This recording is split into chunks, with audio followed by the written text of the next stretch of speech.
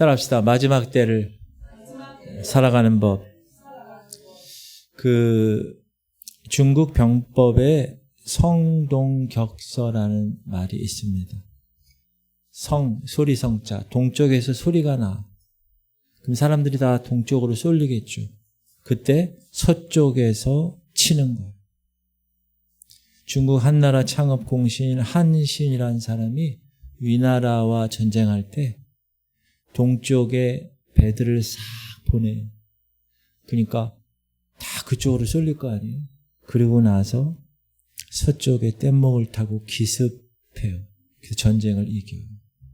이게 뭐냐 하면 상대방을 교묘히 속이는 전략이에요. 근데 이게 그냥 역사 속의 병법만이 아니라 영적인 세계에서도 누가 사용하느냐? 사단이 지금도 이 시대에 이 전략을 구사하고 있습니다. 예를 들어 보면 에덴 동산에서 뱀이 하와에게 다가왔을 때 사단의 최종 목적은 이 사람들로 하여금 선악과를 먹게 하는 것이 아니라 사단의 진짜 목적은 그 선악과를 동쪽에서 이렇게 보여주고 서쪽에서 치는 거예요. 하나님과 인간 사이를 갈라놓는 거예요. 하나님과 인간 사이를 갈라놓는 게 뭐예요? 죄예요. 그래서 죄를 짓게. 하나님과 사이에 죄가 끼어들면 인간과 하나님은 갈라지게 된다는 것을 사단이 알았어요. 그래서 그것을 노렸어요. 선악과를 미끼로 탁 내세웠어요. 동쪽에서 소리를 내게 했고 실제 공격 목표는 하나님과의 관계를 무너뜨리는 서쪽을 친 거예요. 만약 사단이 처음부터 하와에게 와서 야 선악과 이거 먹어봐 이렇게 얘기하면 하와는 어떻게 했을까요? 본능적으로 안 돼. 거부했을 거예요. 하나님 먹지 말라고 하셨어. 그렇게 얘기했을 거예요. 사단이 그것을 알고 있었을까요? 알고 있었어요. 그래서 그렇게 접근하지 않고 어떻게 접근했어요? 야 정말로 하나님이 이 선악과 먹지 말라고 하시냐? 이렇게. 하와로 하여금 대화의 물꼬를 사단이 그렇게 열었어요. 그러니까 하와가 생각해 보니까 하나님 말씀을 변개시키기 시작하면서 죽을지도 모른다고 하셨어. 이렇게 얘기합니다. 하나님 그렇게 얘기하셨어요? 아니요. 정령 죽으리라. 근데 죽을지도 모른다고 하셨어. 그렇게 약점을 드러내니까 이 사단이 가만두지 않고 그 약점을 확 물고 늘어준 거예요. 뭐라고 그러죠? 절대 죽지 않아. 그리고 나서 끝내 하와는 어떻게 됐어요? 쓰러져 버렸어요. 사랑하는 성도님들, 에덴 동산에서 마귀가 그렇게 역사했던 그 전략이 지금 오늘날 동일하게 적용된다는 거예요. 무슨 말이냐? 동쪽에서 우리랑 전혀 관계없는 것처럼 보이는 일들을 통해서 결국 서쪽을 치는 거예요. 그래서 우리의 숨통을 완전히 끊어버리는 전략. 여러분 2011년에 일본의 후쿠시마 원전이 지진으로 인한 쓰나미 때문에 무너져 버렸어요. 여러분 다 아시죠? TV에 계속 나왔어요. 그때 많은 사람들이 어떻게 생각했는가? 나와 무슨 상관이야. 저 일본의 후쿠시마가 어딘지도 모르는데 거기 원전이 폭발한 게 나랑 무슨 상관이야. 강 건너 불 보듯이 그렇게 느꼈어요. 그게 동쪽에서 이렇게 보이는 거예요. 그런데 처음에 여러분 우리나라 그때 일본에 수출하려고 했던 중소기업들 이제 오다를 받고 그렇게 하려 했던 중소기업들이 그것 때문에 완전히 다 중단되고 완전히 기업이 망해버렸어요.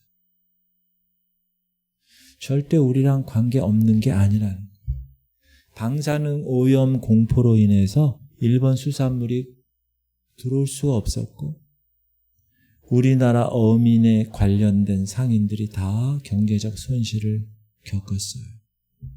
나에게 있어서 후쿠시마가 어딘지도 모르고 그 원전이 왜 무너졌는지 나랑 상관없는 것처럼 그렇게 생각했지만 결과적으로는 그 사건이 나에게도 영향을 미쳤다. 자, 또 하나 사건은 저 친구가 누구냐 하면 확대해 주세요. 저 글자를. 강의석이라는 학생. 서울대광고 학생회장인데 저 학교가 미션스쿨이에요. 그러니까 미션스쿨은 저도 미션스쿨을 나왔지만 학교에서 일주일에 한 번씩 예배를 드려요. 근데 저 친구가 저렇게 1인 시위를 하는 거예요. 학교의 강제 예배를 반대합니다. 46일간 단식 투쟁을 벌여요. 저게 기자들에게 소문이 나서 전국적으로 주목을 받게 됩니다. 자, 이 학생 한 명이 1인 시위했던 그 하나가 결국 우리나라 전체 840개 되는 미션스쿨 판도를 완전히 바꿔버렸습니다. 저 학생이 자기가 다니는 학교 대강고와 학교 법인을 상대로 소송을 제기했습니다. 종교 자유를 침해받았다. 대법원이 어떻게 판단 내렸는가? 종교 사학이라도 미션스쿨 사립학교라도 학생들에게 특정 종교 교육을 강제할 수 없다. 이런 취지의 판단을 내렸어요. 그 판단 이후로 지금 이 나라 기독교 미션스쿨 재단에서 학교에서 예배와 기도를 권면하기가 쉽지 않게 되어버렸어요. 이렇게 한 사람의 학교 간의 소송, 아주 사소해 보이는 갈등이 엄청난 파장을 가져온 거예요. 사단이 지금 그렇게 하는 거예요. 동쪽에서 소리를 내고 서쪽으로 치는 거예요. 사랑하는 성도님들, 지금 우리가 살아가는 데 있어서 동성애가 무슨 상관이야 나랑. 포괄적 차별금지법이 나랑 무슨 상관이야. 교회 폐쇄법, 낙태금지법, 간통죄 폐지, 이게 나랑 무슨 상관이야. 나 지금 여기서 신앙생활 잘하고 있는데. 이렇게 만약에 여러분 생각하시면 그것은 영적으로 이제 서서히 여러분이 미혹돼 가고 있는 과정이라는 걸 깨달으셔야 됩니다. 왜냐? 간통죄가 하도 많으니까 간통죄를 폐지시켰어요. 그러니까 얼마나 제가 지난 금요일인가요? 수요일날 얘기했잖아요. 제가 말씀드렸잖아요. 나이트클럽에서 만세 삼창을 불렀어요. 그날. 간통죄 폐지됐다. 그 간통죄 폐지된 이후에 우리나라 가정이 얼마나 문란해졌는지 아세요, 여러분? 우리 그리스도인들에게 있어서 그거 나랑 상관이 없어. 간통죄는 그렇게 보여요. 포괄적 차별금지법 관계 있을까? 그렇게 보여요. 동쪽에서 이렇게 소리를 내는 것 같아요. 그러나 서쪽에서 치는 거예요. 피부에 와닿는 이야기가 이제 되고 있는 거예요. 이 사람이 누구냐 하면 1960년에 미국에서 한 여인, 이분 이름이 메들리 머레이 오헤라라는 사람. 이 여인이 자신과 전혀 관계없는 소송을 걸었어요. 뭐냐? 국공립 학교에서 어째서 성경과 주기도문을 가르치느냐, 십계명을 가르치느냐 이거예요. 내 자식 학교 보내는 거 공부하러 보냈지. 기도하고 십계명 외우고 주기도문 배우라고 보낸 거냐? 그게 아니야 라고 주장을 해서 소송을 걸었어요. 나라에. 무려 2년 동안 싸웠어요. 끝내 이 오헤라라는 사람이 승소했어요. 1960년이에요. 미국이에요. 그래서 그 당시 케네디 대통령이 미국 전 국공립학교에서 성경 가르치지 못하고 기도 금지하게 된 거예요. 이게. 자, 그날부터 그 이후에 미국을 여러분 보십시오. 미국의 역사를. 히피 운동이 일어났어요. 낙태, 자유, 월남전 반대, 마약, 알코올 중독, 총기 사고가 미국을 난무하기 시작했어요. 미국 젊은이들이 수렁에 빠져들기 시작했어요. 미국 기독교가 회복 불능 상태에 빠져버렸어요. 지금 트럼프 때문에 미국이 기독교적인 어떤 그런 게 살아나고 있는데 제가 보니까 미국은 기독교가 아닌 것 같아요. 이게 뭐예요? 이게 처음에 말씀드린 동쪽에서 소리를 내고 서쪽에서 치는 거예요. 지금 사단은. 1960년대에 일어난 이 무신론자의 그 소소해 보이던 소성 하나가 수억의 인구를 지옥으로 끌고 간 거예요. 미국에. 눈에 보이는 동쪽의 소리에만 귀를 기울이다 보니까 진짜 공격하는 서쪽에서 치명상을 입은 거예요. 그래서 영국과 미국이 지금 포괄적 차별금지법이 허용되고 나서부터 완전히 기독교가 망가졌어요, 여러분. 그래서 이 영국의 이 여성 변호사가 계속 세계를 여러 나라를 방문하면서 영국의 소위 그 Equality Act, 평등법이 시행되고 나서부터 얼마나 영국이 망가졌는가를 계속해서 피를 토하는 심정으로 강연을 하는 거예요. 저분이. 우리나라에도 왔어요. 이렇게 얘기하는 거예요. 영국에서는 차별금지법이 법제화가 되고 나서부터 영국 교회는 절망적인 상황입니다. 법에 초등학교 교과서에 동성애를 조장하는 내용이 담겨져 있습니다. 공립학교에서는 이 책을 교과서로 반드시 써서 읽게 해야 됩니다. 영국이 그렇다는 거예요. 동성애자를 상담해주는 사람들이 이 법에 의해서 이제 쫓겨나게 된 거예요. 그리고 입을 다물거나 혹은 자기 생존권을 빼앗기거나 둘 중에 하나를 선택하는 시대가 지금 영국이라고 이 사람이 이 변호사가 계속 와서 세계를 돌면서 이야기하는 거예요. 그러면서 한국에 와서 이렇게 얘기하는 거예요.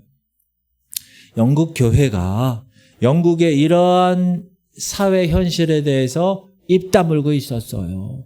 그래서 통과된 거예요. 한국 교회도 주님 다시 오실 이 마지막 때에 이런 사회적 이슈에 대해서 진리의 목소리를 바로 내지 않으면 영국처럼 이 한국도 침몰하게 될 것입니다. 그렇게 얘기를 한 거예요. 맞는 얘기예요. 지금 사단을 보세요. 모든 세상의 시스템, 언론, 문화, 정치 이걸 다 동원해서 교회를 흔들어요. 말세에 더 그럴 거예요, 여러분. 기독교 가치를 흔들어요. 동성애 옛날에 저 어렸을 때는 말도 못 꺼내서 그런 일이 있는지도 몰라요. 그 외에 파생된 수십 가지 성경의 기본 가치들을 막 흔들고 있는 그런 법들을 지금 계속 두고 있는 거예요. 이게 사단이 역사를 크게 보면 이 2000년 동안의 큰 역사에 사단이 계속해서 방해하고 우리를 막아서는 거예요. 수많은 교회를 그동안에 파괴했고요. 성경에 도전해 왔어요. 처음에 사단의 전략은 뭐였느냐? 핍박이었어요. 교회를 불살라보기도 했어요. 근데 실패했어요. 이걸 알았어요. 왜? 한 사람의 순교자가 나면 그 현장에서 2명의 믿는 자가 나타났기 때문에. 교회를 불지르면 성도들이 지하로 숨어들어서 수십 개의 교회가 다시 막 생겼기 때문에 그래서 사단은 그걸 알게 된 거예요. 그래서 사단은 이제 그 전략을 이 시대에는 쓰지 않아요. 이 시대 사단이 쓰는 전략은 뭐냐? 거대한 이념, 사상, 전쟁하는 거, 진보, 보수, 공산주의, 사회주의 이런 인권, 우리는 인권을 지켜야 돼. 그러한 것으로 포장하는 거예요. 이념, 사상 대결, 인권 이런 걸로 포장해서 기독교 신앙을 정면으로 대적하고 하나님을 대적하고 있다는 거예요. 과거에는 그래서 사단의 전술이 눈에 보였어요. 그리스도인들의 눈에. 핍박하니까 어떻게 해요? 더 기도해야지. 이겨내야지. 유혹이니까 넘어가지 않아야지. 주님 하면서 교회 와서 기도하면서 그 사단의 전략을 분별할 수 있었어요. 근데 지금은 소리 소문 없이 사단이 내 품에 들어와요. 내 어깨에 앉아 있어요. 어느 날 보니까 나랑 어깨 동무하고 있는 거예요. 그렇지, 옳지, 하와처럼. 고개를 끄덕이다 보니까 그래, 환영해 때 보니까 그 존재가 이제 내 숨통을 끊어 들어왔다라는 것입니다. 지금 이 시대가 그렇다는 걸 여러분에게 알려드리는 거예요. 사랑하는 성도님들, 세상이 진짜 무너지는 이유. 자, 먼저 어린 사람들은 모르지만 제 때는요, 성수대교가 붕괴되고 상풍백화점이 무너지는 거를 실제로 봤어요. 저 김영삼 대통령 때일 거예요, 아마. 비행기 떨어지고 막. 질문 드립니다. 왜 성수대교가 무너지고 상풍백화점이 무너졌을까요? 설계가 잘못되어서 무너졌을까요? 아니에요. 부정부패로 무너진 거예요. 비도덕 때문에. 여러분, 이 세상은 건물이 떠받치고 있는 세상이 아니에요. 이 세상은 보이지 않는 기둥이 떠받치고 있어요. 그 보이지 않는 기둥이 뭔지 아세요? 도덕이에요, 도덕. 세상을 떠받치고 있는 그 도덕과 그 윤리가 그래서 만약에 무너지잖아요. 그러면 가정도 무너져요. 사회도 무너지고요. 나라가 무너지는. 2003년 일이에요. 5살, 6살짜리 아들과 딸을 부모님이 이 아버지가 어린이집에 데려가서 수면제를 먹여서 재운 상태로 저 동작대교 위에서 강에 던져서 애들을 죽여버렸어요. 아버지가. 2003년에. 말이 되나요? 더 말이 안 되는 거는 이제 잡혔어요. 그래서 현장 검증을 하는 거예요. 그러니까 경찰이 이렇게 물어보는 거예요. 당신 아비가 돼서 왜 같이 안 죽었어? 그러니까 이 사람이 얘기하는, 나는 그리스도인이라 자살은 하지 못했습니다. 자살하면 지옥 가기 때문입니다. 이렇게 얘기했대요. 이게 말이 되나요? 그러니까 경찰이 이렇게 얘기했대요. 아니, 그럼 기독교인인데 당신 다른 사람을 죽이는 건 괜찮냐? 그러니까 이 사람이 이렇게 얘기했대요. 그 죄는 회개하면 됩니다. 여러분, 이게 말이 돼요? 더 웃기는 건 이 사람, 이 죽인 아버지의 아버지가 목사래요. 현직 목사. 그 죽은 아이들의 할아버지가 현직 목사래요. 자, 여러분, 지금 주변을 한번 보세요. 기독교인에 대한 시선이 얼마나 싸늘한지 몰라요. 근데 그게 오래됐어요. 저 어렸을 때는 안 그랬는데. 왜 그러냐? 크고 작은 중심에 문제가 터지잖아요. 그러면 그 안에 꼭 기독교인이 연루되어 있어요. 옷 로비 사건, 다 권사들이야. 다 기독교 집사들이야. 물론 예수 믿지 않으면 지금보다 더 선하게 살기가 어려웠을 것이지. 근데 그런 변명이 틀린 게 아니지만, 그러나 세상 사람들이 바라보는 그리스도인들에 대한 요구는 높다는 거예요. 자기들보다는 높다는 거예요. 너희들 교회 다니고 하나님 말씀대로 산다면서 왜 그렇게 사냐는 거예요. 왜? 크고 작은 사건 중심에 꼭 기독교인이 연루되어 있으니까. 그러니까 사람들이 그 다음부터 어떻게 해요? 기독교인을 손가락질하는. 아이고, 교회 다니는 놈들이 우리보다 더하더라, 더해, 이렇게. 언제부턴가 이 교회에서도 문제가 생긴 게 뭐냐? 기독교인들도 신앙과 도덕을 분리시켜요. 믿음이 좋은 사람이잖아요. 그러면 그 사람이 도덕적인 가치관이 좀 잘못되고 도덕적으로 잘못해도 별로 심각하게 생각하지 않아. 믿음 좋은데 어때? 이렇게 생각하는 거예요. 도덕적인 삶을 강조하는 메시지를 강단에서 선포하면 저분 행위 구원자 아니야? 저분 율법주의자 아니야? 딱지를 붙어요. 언제부턴가 도덕적인 가르침을 설교 시간에 얘기하면 저 목사님 신령하지 않아. 좀 신령한 얘기, 좀 예언적인 얘기를 해야 사람들이 뭐라고 생각해? 우리 목사님 능력이 있어. 이렇게 평가하는 시대가 됐다. 그러나 여러분, 성경은 그렇지 않아요. 그건 잘못된 거예요. 성경 그렇게 얘기하지 않고, 자, 바나바를 소개할 때 어떻게 순서가 중요합니다. 시작. 착한 사람이요. 바나바를 소개하는 순서, 먼저 어떤 사람이라고요? 착한 사람이에요. good man, 선한 사람, 도덕적으로도. 그리고 나서 그 바나바의 착함이 그의 믿음과 두 번째 성령 충만함의 보증이 된다는 거예요. 성경은 그렇게 얘기하고 있다는 거예요.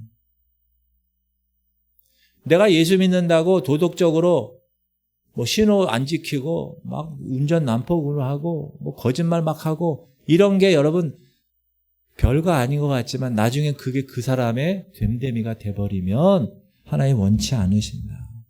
예수께서 제자들을 파송하실 때 어떻게 했느냐? 이렇게 얘기하셨어요. 시작. 보라 내가 너희를 보냄이 양을 이리 가운데로 보냄과 같도다. 걱정된다는 거예요. 그러므로 너희는 뱀같이 지혜롭고 비둘기같이 순결하라. 제자들을 파송하실 때 예수님이 야 주머니 갖고 가지 마. 야 두 벌 옷도 필요 없어.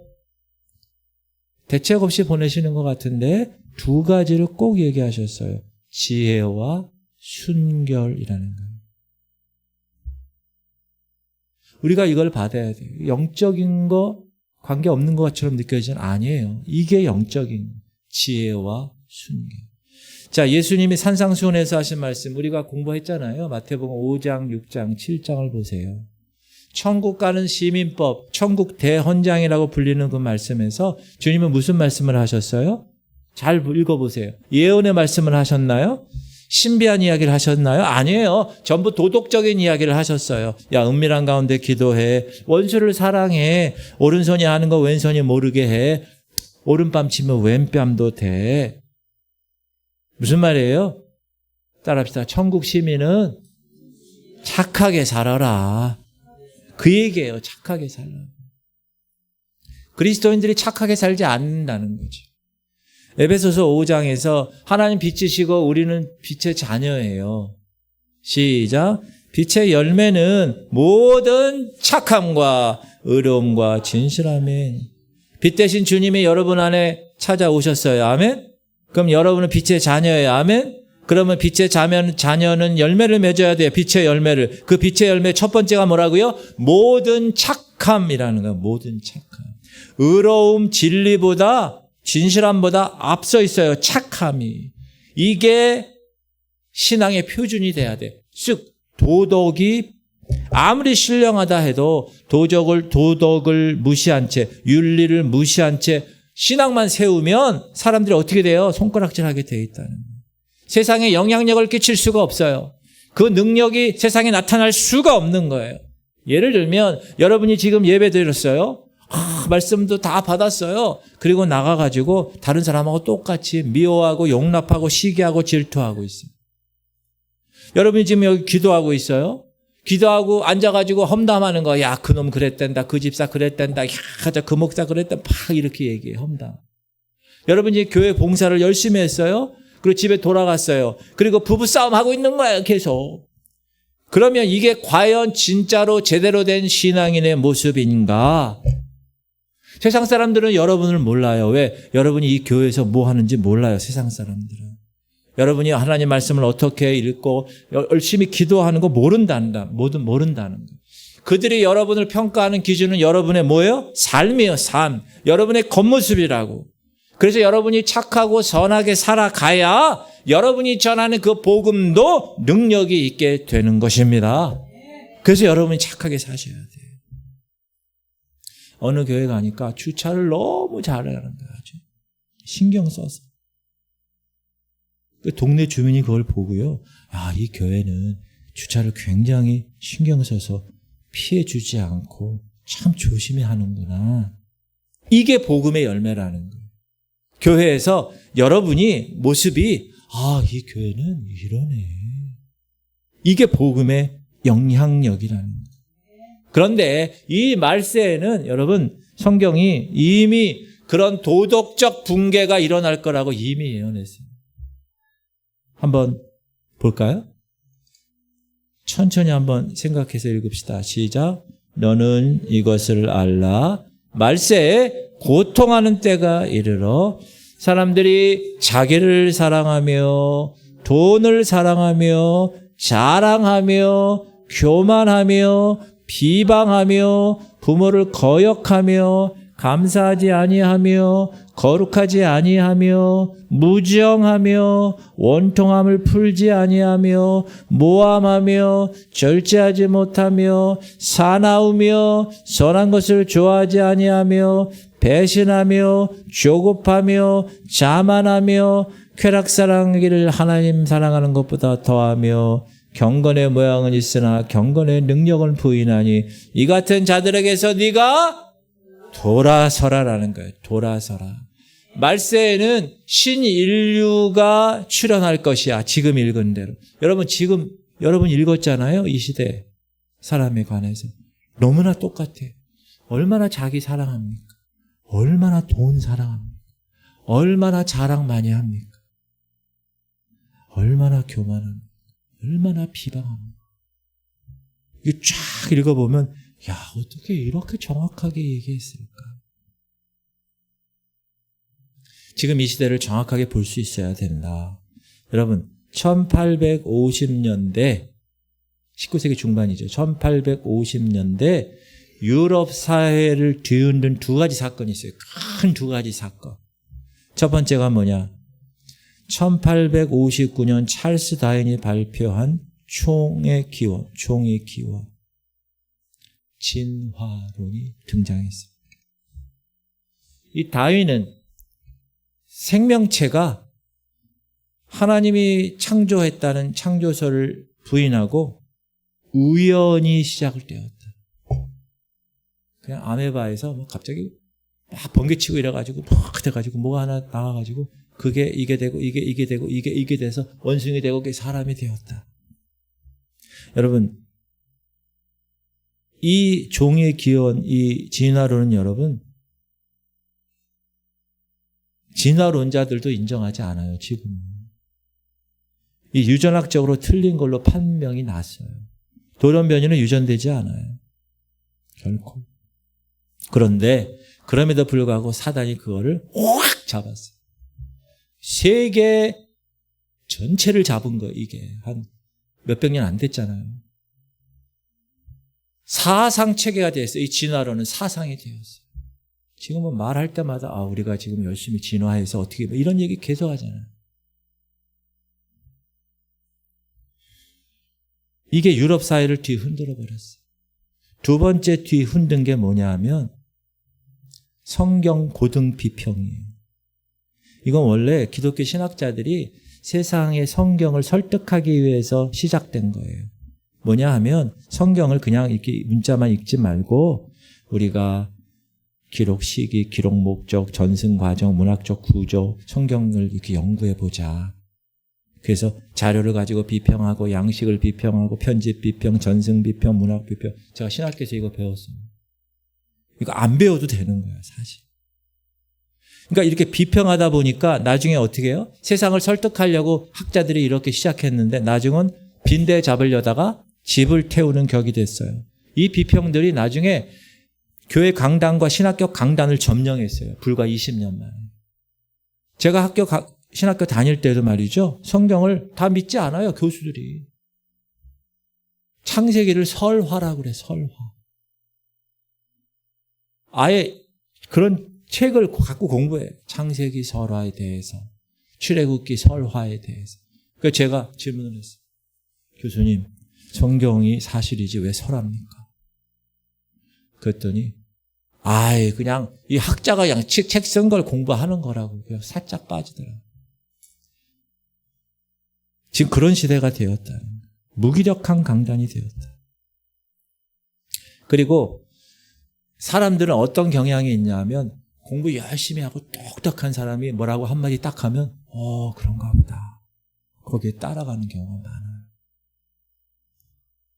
요구르트를 이렇게 선전해도 의사가 선전하면 그거 좋은 요구르트인가 보다. 무슨 에스터? 이 에스터? 여 에스터? 그 사람이 선전하면 저 좋은 요구르트야. 저거 사서 먹어야지. 그런 성향이 있어요, 인간은. 근데 당시 머리가 이 니체라는 이 철학자가 뭐라 그랬냐? 신은 죽었어. 그러니까 사람들이 신이 죽었대. 저분이 저렇게 얘기하셨어. 그런 사조, 인류 역사의 가장 큰 거짓말, 그 신은 죽었다는 그 거짓말에 모든 인류가 다 속고 있는 거예요. 지금도. 여러분, 최근에 나온 사람이에요. 이 사람 잘 기억하셔야 돼요. 따라합시다. 유발 하라리. 이름도 참 하라리. 이 사람 잘 기억해야 돼. 이스라엘 출신 학자인데 유대인이에요. 근데 이 사람 똑똑한 사람이에요. 유전공학과 생명공학의 발달로, 이 AI의 발달로 이제 돈 많은 사람은 자기가 영생, 자기가 불사 죽지 않고 살기 위해서, 여러분 아픈 데가 있잖아. 그러면 냉동으로 해놨다. 아니면 머리를 잘라. 그리고 여기 두뇌에 있는 칩을 다 이렇게 연결해서 다 내 기억을 다 담아놔. 그래가지고 이제 AI를 통해가지고 사람을 다시 만들어가지고 그 기억에다 집어넣어. 젊은 사람들한테 집어넣어. 막 이런 거 있죠. 이런 스스로 신이 되려는 이 시대다. 이렇게 이야기하는. 유발 하라리, 여러분 저런 사람이 쓴 책 읽으면 안 돼요. 제가 저거 읽은 사람한테 뭐라고 그래서 읽지 마. 읽지 마. 이 사람이 이러는 거야. 기독교는 평등하게 사람들이 창조되었다고 이야기하는데 그건 폐지돼야 돼. 다르게 진화되었다고 수정해야 돼. 이렇게 얘기하는 사람. 하나님을 대적하는 사람. 아주 나쁜 사람. 근데 저 사람이 요즘 똑똑하고 막 AI에 대해서 전문가고 이러니까 다들 그런가 보다. 특히 젊은 애들 모르고 그걸 다 따라가는 거예요. 그러므로 여러분도 무신론 이런 거에 대해서 분명히 알아야 돼요. 첫 번째 무신론은 여러분 성경과 정면으로 충돌하게 돼 있어요. 교회와. 하나님 인정하지 않으니까 어떻게 해요? 동성애하는 거예요. 하나님 인정하지 않으니까 뭐예요? 물질을 숭배하는 거예요. 하나님 인정하지 않으니까 쾌락에 빠지는 거예요. 유물론에 빠지는 거예요. 유물. 성경은 분명하게 뭐라고 그래요? 야, 그 길을 가면 안 돼. 성경이 아직 완벽하게 얘기하고 있어요. 시작. 악인은 그의 교만한 얼굴로 말하기를 여호와께서 이를 감찰하지 아니하신다 하며 그의 모든 사상에 하나님이 없다. 하나님이 뭘 봐. 하나님은 없어. 성경이 그렇게 얘기하고 있는. 이게 무슨 말이냐. 모든 악의 시작은 하나님을 부정하는 것으로부터 출발한다. 사단이 지금 그렇게 만들고 있는 거예요. 동쪽에서 소리를 내게 하고 유명한 사람. 두 번째 무신론은 뭐냐면 유명한 사람, 배운 사람, 가진 사람들 사이에서 급속히 퍼지는 거예요. 그 세계관이. 이상하게도 많이 배운 사람이라고 자처하는 사람들 있잖아요. 그런 사람들이 하나님 부정해요. 똑똑하다는, 소위 똑똑하다는 사람. 학자, 교수, 엘리트 계층. 여러분 이런 사람들 중에서 하나님 저는 하나님 믿습니다. 이런 사람 속 시원하게 그런 얘기한 사람 들어본 적이 없어요. 지금 인권위원장인 안창호 그분 외에는 내가 들어본 적이 없어. 오히려 그들은 어떻게 해요? CEO고 돈 많고 똑똑한 사람들이 다 그래. 어느 시간에 나는 동성애자입니다. 커밍아웃해요. 그럼 사람들이 어떻게 해요? 박수 쳐요. 지금 시대가 그렇게 됐어요. 그리고 어느 날 자기 부인 있는데도 저는 혼외 자식이 있습니다. 이렇게 얘기해요. 그럼 사람들이 어떻게 해요? 훌륭하네. 이렇게 생각하는 시대가 됐다고 지금. 무신론자들은요, 대놓고 하나님을 모욕합니다. 여러분, 이렇게 하나님 모욕하는 것을 성경은 엄하게 경고해요. 같이 읽읍시다. 시작!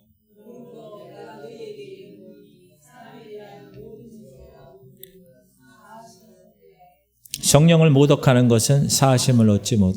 하나님을 모독하는 것, 모든 죄와 모독은 사하심을 얻는 거예요.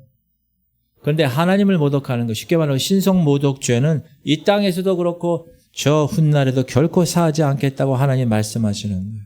자, 그러면 이 시대에 우리가 이런 질문을 해야 돼. 그럼 왜 하나님이 이런 무신론자들, 이런 악한 시도를 해서 이 시대를 막 더럽게 하는 이런 사람들을 왜 침묵하실까? 그 침묵하시는 이유가 뭘까? 두 가지예요. 하나는 내버려 두셔서 심판받게 하시려고. 유기. 여러분 밖에 내버려 두는 개를 뭐라고 그래요? 유기견. 내버려 둬요. 로마서 1장은 그런 사람들 내버려 둬요. 동성애자 하는 사람, 하나님 대적하는 사람 내버려 둔다고 나와요. 어느 임계점이 있어요. 그때까지는 하나님이 관여하세요. 회개케 하시고 사랑하니까 계속 얘기하시는데 어느 임계점이 지나면 하나님 내버려 두세요. 읽어봅시다. 시작. 그러므로 하나님께서 그들을 마음의 정욕대로 더러움에 내버려 두사 그들의 몸을 서로 욕되게 동성애하는 거예요. 26절. 이 때문에 하나님께서 그들을 부끄러운 욕심에 내버려 두셨으니 곧 그들의 여자들도 순리대로 쓸 것을 바꾸어 영리로 쓰며 여자들도 동성애하는 거죠. 28절 시작. 또한 그들이 마음에 하나님 두기를 싫어하며 하나님께서 그들을 그 상실한 마음대로 내버려 두사 합당하지 못한 일을 하게 하셨다. 하나님 두기 싫어하니까 하나님 나중에는 그 임계점이 지나서 내버려 두는 거예요. 심판받는 거예요. 스스로 망해버리게 하는 거예요. 내버려 두셔서. 두 번째, 왜 하나님의 이런 무신론자들, 이 악한 시도들에 대해서 침묵하시는가? 따라합시다. 때가 있기 때문입니다. 여러분, 악한 자도 심판받는 거예요. 때가 있어요. 때가. 우리는 지금 주님 우리 때가 있으면 이러죠. 악한 자들도 때가 있어요. 예수님이요 제자들에게 얘기하는 거예요.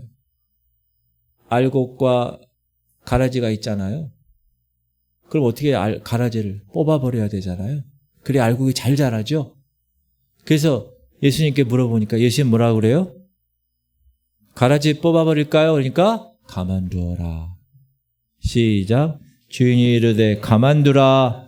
가라지를 뽑다가 곡식까지 뽑을까 염려하노라. 둘 다 추수 때까지 함께 자라게 두라. 추수 때 내가 추수꾼들에게 말하기를 가라지는 먼저 거두어 불사르게 단으로 묶고 곡식은 모아 내 곡간에 넣으라 하니라. 내버려 두는 거예요. 하나님 심판받게 하시려고. 그런데 여러분 이 무신론자들은요. 하나님을 부정하면 부정할수록 하나님의 실체가 더욱 또렷해진다는 걸 몰라요. 그리고 이 사람들 마음에는 원래 여러분 우리 인간에게는 하나님을 예배하는 존재로 지어졌어요. 하나님의 형상을 따라. 근데 인간의 범죄함으로 그 하나님의 형상에 고장이 났어요. 그럼에도 불구하고 하나님의 형상이 일부 남아있기 때문에 우리가 창조하고 막 이렇게 하는 거거든요. 하나님의 형상 때문에 그런 거예요. 근데 하나님은 우리를 왜 어떻게 만드셨어요? 이 백성은 내가 나를 위하여 지었나니 나의 찬송을 부리고 예배하기 위해서 만든 거잖아요. 그래서 이 안에 무신론 사람들조차도 예배하는 이 마음이 있는 거예요. 근데 하나님을 예배해야 되는데 누굴 예배하는 거예요? 무신론 사상을 예배하는 거예요. 걔네들도.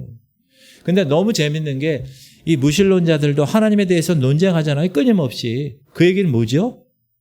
그 안에 실제로 하나님이 계시다는 그거를 부정하지 않는다는 거예요. 그래서 여러분 오늘 그러면 이 마지막 때 계속되는 전쟁에서 성경은 우리에게 무엇을 고백하고 권면하신가? 오늘 읽은 본문을 한번 읽어봅시다. 다시 한번 시작. 믿음의 선한 싸움을 싸우라. 영생을 취하라. 이를 위하여 네가 부르심을 받았고 많은 증인들 앞에서 선한 증언을 하였다. 바울의 눈에 비친 이 세상은 어떤 거예요? 전쟁터라는 거예요. 전쟁터. 그리고 저와 여러분은 이 전쟁터를 위해서 싸우기 위해서 부름받은 존재라는 거예요. 그러면 여러분은 싸우려고 부름받은 사람이에요? 영적 전쟁에. 그럼 어떻게 해야 돼요? 져야 돼요? 이겨야 돼요? 질 수도 있어요. 이길 수도 있어요. 그 싸움이 아니라 반드시 따라합시다. 반드시 이겨야만 하는 싸움입니다. 왜 그렇죠? 영생이 달려있으니까. 지면 영벌인데. 그러니까 목숨 걸고 싸워야 되는 거예요. 근데 그 싸우는 대상이 두 번째 바울은 이렇게 얘기합니다. 시작. 우리의 씨름은 혈과 육을 상대하는 것이 아니요. 통치자들과 권세들과 이 어둠의 세상 주관자들과 하늘에 있는 악한 영들을 대하는. 여러분 싸움에 이기려면 어떻게 해야 돼요? 적이 누군지 알아야 돼요. 우리의 적은 뭐라고요? 혈과 육의 눈에 보이는 상대가 아니라는 거예요. 그렇게 힘든 믿지 않는 남편이 아니라는 거예요. 그 남편 안에 있는 악한 영들이라는 거예요. 어둠의 영들.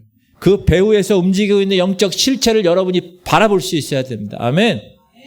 따라합시다. 개를 상대하지 말고 개 주인을 만나야 합니다. 여러분이 딱 보고 지금 이 상태, 저 사람에게 지금 악한 영이 들어가 있구나.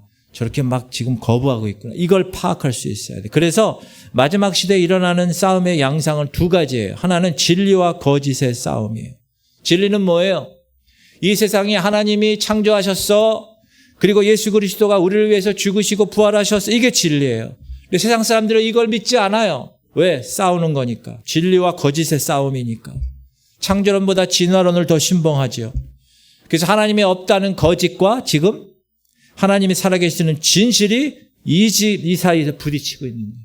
수많은 사람들이 이 사이에서 미혹당하고 있는 거예요. 근데 여러분, 신이 없으면 인간도 없는 거예요. 인간이 존재한다는 것은 반드시 이 우연히 이렇게 됐어요, 여러분. 의사들이 열심히 공부하잖아요. 그분들이 공부하다가 하나님을 만나요. 야, 이건 우연히 이렇게 될 수가 없어. 피가 이렇게 돌고 심장이 이렇게 자율적으로 뛰고 눈이 이렇게 보이고 이건 우연이라고 할 수가 없어. 영적 세계를 인정하는 거예요. 여러분, 우리가 영적 세계를 인정하지 않고 어떻게 이 세상을 해석할 수 있습니까? 여러분, 하나님을 부정하는 사람도 귀신 인정하잖아요. 아무리 강한 무신론자라 그래도 자기 자식이 귀신 보고 만약에 공포에 빠져 있고 이러면 어떻게 돼요? 무릎을 꿇게 되어 있어요. 이 세상은 죽으면 끝이다라는 거짓과 죽음이야말로 진정한 시작이라는 진리가 계속 대립되고 있는 거예요. 그런데 왜 사람들은 죽음이 끝이라고 하면서도 죽음 저편의 세계에 관심이 이렇게 많죠? 왜 그래요? 여러분, 제사 문화가 뭐예요? 제사가. 죽음 너머의 세계를 인정하지 않은 사람도 제사 지내잖아요. 그게 뭐예요? 죽은 조상이 와가지고 나를 지켜보고 우리 가족을 지켜주고 거기 있는 밥을 먹고 간다는 거잖아요. 그걸 믿는 거잖아요. 그래서 절하는 거잖아요. 그러니까 그들도 자신들도 모르게 내세를 인정한다는 거예요.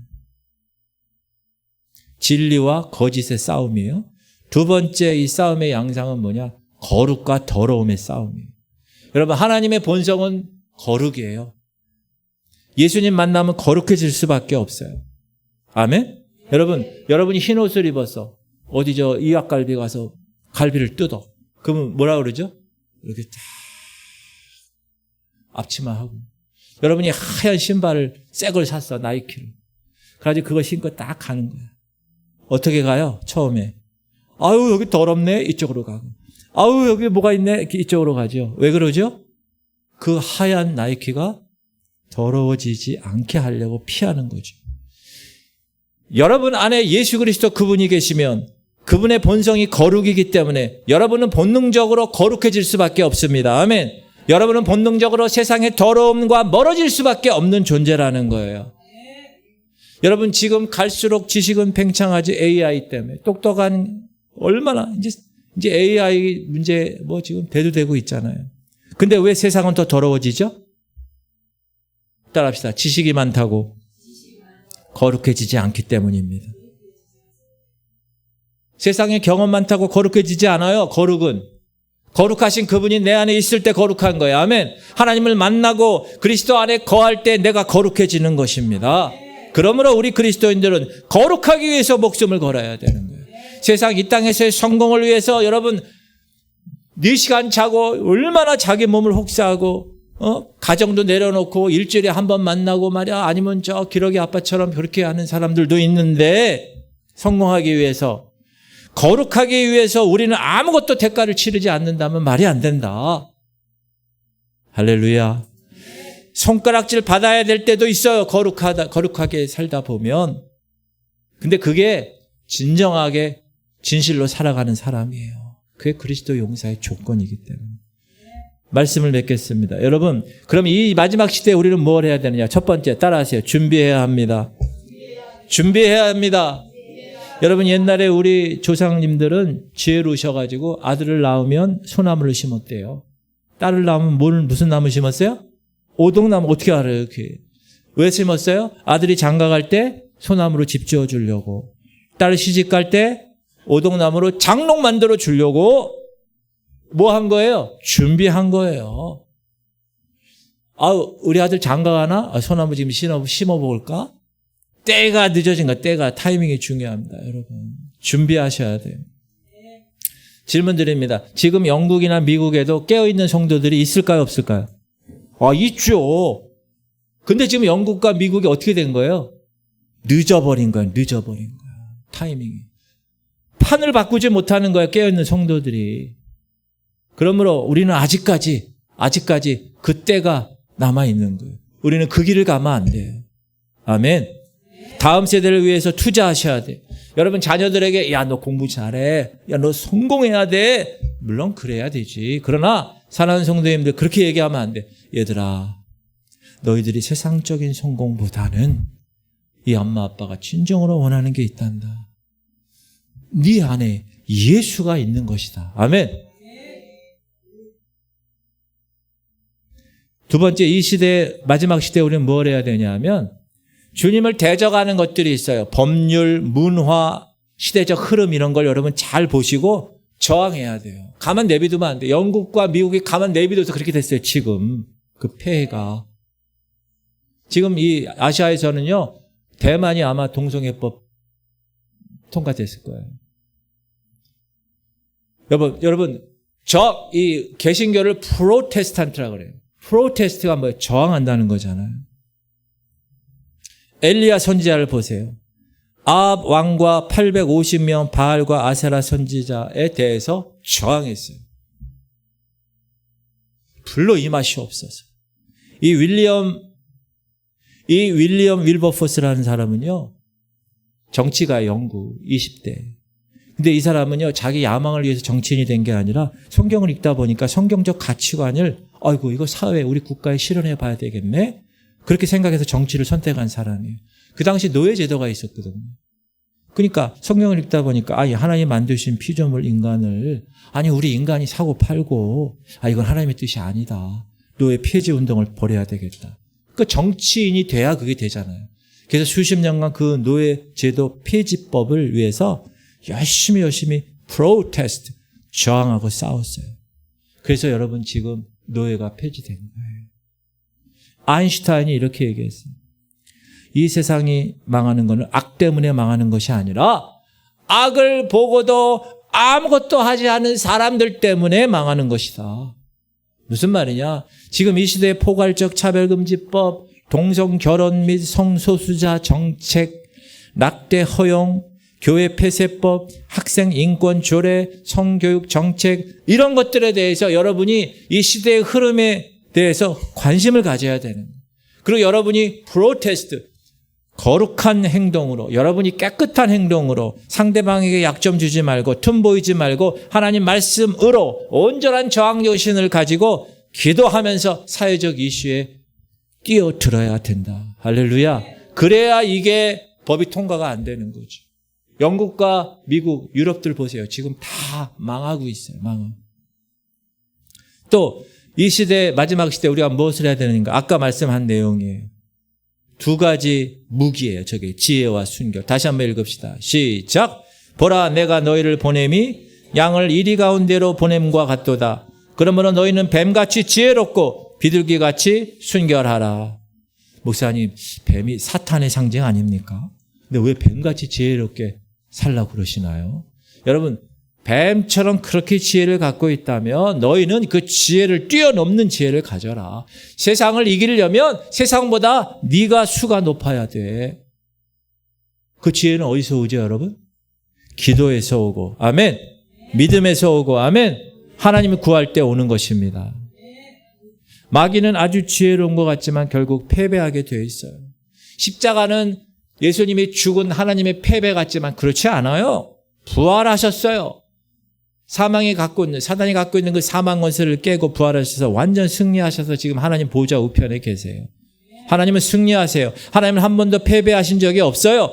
문제는 우리입니다. 승리의 길 가운데 갈 것인가? 세상에 빠져 허우적거리다가 사명 잃어버린 채 인생을 허비할 것인가? 갈멜산에는 어떻게 했어요? 세 부류가 있었어요. 갈멜산에는 엘리야, 바알과 아세라 선지자, 중간에 이리저리도 못하는 백성들. 근데 이 세 번째 부류의 많은 백성들은 엘리야가 하늘에서 불을 끌어내렸기 때문에 엘리야 편에 다 쓴 거예요. 만약 불을 끌어내지 못했다면 어떻게 됐을까? 이 숨어있는 다수는 다 바알과 아세라로 갔을 거예요. 이 땅의 교회 안에 그런데 이런 가운데 부류에 있는 사람들이 너무나 많다는 거예요. 하나님의 나라는, 천국은 여러분 엘리야가 필요한 거지, 중간에서 기웃거리는 자, 멀찍이 쫓아가고 구경하는 사람이 필요한 게 아니라는 거예요. 그러므로 따라합시다. 색깔을 분명히 하자. 이게 중요한 거예요. 마지막에 살아남을 수 있는 조건은요, 엘리야 같은 영적인 투사들만 이기는 거예요. 여러분 도스토옙스키 아시죠? 이 사람은 아주 진실한 그리스도인이에요. 저 사람이 쓴 게 그래서 죄와 벌이잖아요. 죄와 벌. 이분이 이렇게 얘기했어요. 서구 사회가 죽어가는 이유, 그 이유는 한 가지다. 예수 그리스도를 잃어버렸기 때문이다. 그게 유일한 이유이다. 역으로 말씀드립니다. 우리가 사는 길이 있습니다. 뭐예요? 예수 그리스도를 구하는 길이에요. 아멘. 우리가 승리하는 유일한 길이 있습니다. 하나님을 예배하는 것입니다. 그 외에는 길이 없는 거예요. 오직 그분의 이름을 부르며 그분의 은혜를 구하고 그분 앞에 무릎을 꿇고 그분의 뜻대로 살아가는 것. 사단의 거짓말 속지 말고, 사단의 관계에 속지 말고, 화려한 세상 눈 팔리지 말고, 오직 뜻을 분명히 예수 그리스도 앞에서 세우는 것. 할렐루야. 여호수아가 마지막 늙어서 고별 설교할 때 이렇게 백성들을 앉혀놓고 선포했어요. 따라합시다. 나와 내 집은 오직 여호와만 섬기겠노라. 아멘. 시작. 나와 내 집은 오직 여호와만 섬기겠노라. 한 번 더 시작. 나와 내 집은 오직 여호와만 섬기겠노라. 할렐루야. 어차피 우리 한 번 사는 인생 아니에요? 그 인생 예수 그리스도를 위해서 거룩하게 하나님 나라 건설을 위해서 달려갈 수 있다면 얼마나 귀하고 알찬 인생입니까? 여러분 승리자 편에 서시기 바랍니다. 엘리야 편에 서시기 바랍니다. 잠에서 깨어나서 하나님 편에 서시기를 예수 그리스도의 이름으로 축복합니다. 우리 찬양하고 박수하면서 하나님의 나팔 소리